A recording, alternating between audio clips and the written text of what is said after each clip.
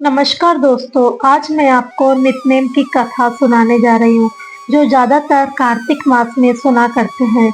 दो माँ बेटी थी, दोनों ही कार्तिक स्नान किया करती थी। एक दिन बेटी ने माँ से कहा, माँ, मैं नित्नेम की कहानी सुनाना चाहती हूँ। माँ उसको उन औरतों के पास लेकर गई जो कार्तिक स्नान करती थी और कहानी सुनती थी।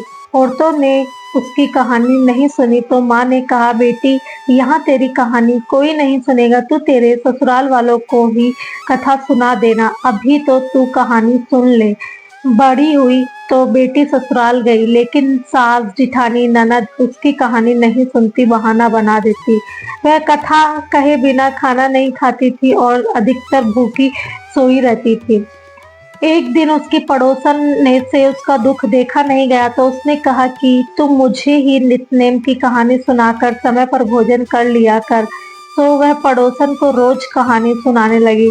एक दिन उसकी ननद ने पड़ोसन को आते ही देख लिया तो उस माँ से जाकर शिकायत की कि माँ, भाभी के पास अपनी पड़ोसन वाली कहानी सुनने के बहाने आती है और भाभी को पता नहीं क्या न जाने उल्टी सुल्टी सिखा करके जाती है।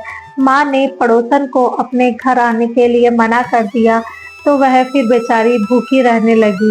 एक दिन ससुर ने अपनी पत्नी से कहा कि बहू बहुत अच्छी है, देख घर का सारा काम स्वयं कर लेती है। सास ने कहा, बहू तो अच्छी है लेकिन दुबली पतली ही होती जा रही है। तब ससुर ने कहा कि तू भी बेचारी को काम में हाथ बटाया कर। बहू ने मन में सोचा कि मैं दुबली काम से नहीं, अपने कार्तिक विधि विधान से हो रही हूँ। एक दिन बहू खाना नहीं बनाने के कारण बेहोश हो गई, नहीं खाने के कारण बेहोश होकर गिर गई। धर्मराज का आसन डोल गया। कहने लगे, इतना कठोर व्रत करने वाली को विमान लेकर बिठाकर लाओ।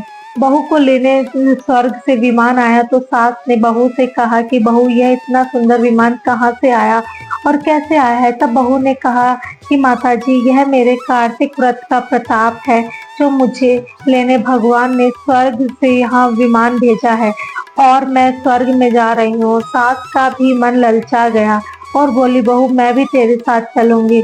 तब उसने कहा कि सासू जी, आपको तो कथा सुनने की फुर्सत भी नहीं थी और पड़ोसन कहानी सुनने आती थी तो उसे मना कर दिया आपने। अब आप बताओ कैसे आपको स्वर्ग प्राप्त हो सकता है? तब जिठानी ने कहा, देवरानी जी, हमें ही ले चलो, नहीं आप भी अपने बच्चों को खिलाओ। ननद ने कहा तो ननद को भी कहा कि तू वहाँ आपने माँ को पड़ोसन की झूठी शिकायत करके मना करवाया था तो आप यहाँ गुड्डा गुड्डी खिलाओ। बहू ने उस पड़ोसन को विमान में बिठाया जिसने उसकी कहानी सुनी थी और उसे स्वर्ग में ले गए। हे नित्नेम, भगवान उन्हें जीते जी ही स्वर्ग मिला, वैसे ही सबको मिले। कहता न सुनता न हुकारा भरता न। तो दोस्तों, अगर आपको ये कहानी अच्छी लगी तो मेरे चैनल को ज्वाइन कीजिएगा और शेयर कीजिएगा। धन्यवाद।